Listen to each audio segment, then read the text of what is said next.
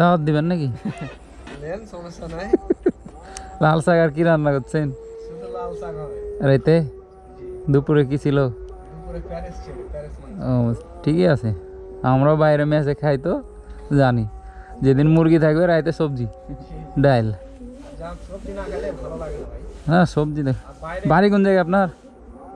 হাজার বিয়ে চাঁদপুর কামসার। কানসাট।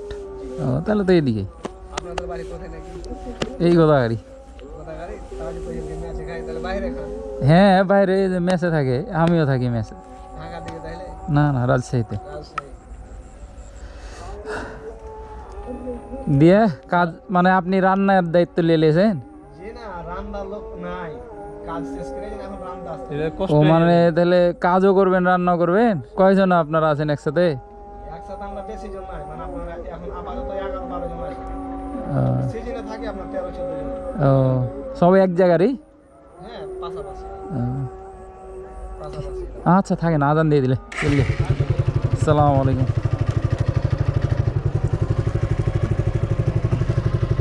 একটা মসজিদ দেখে নামাজ পড়লে তবে আমার শ্বশুর বাড়ি জানি।